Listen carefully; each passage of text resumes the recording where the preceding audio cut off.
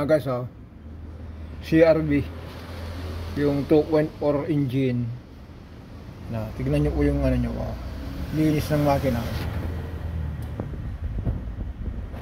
100 plus na po yung tinakbo. Yung third gen na CRV ito po.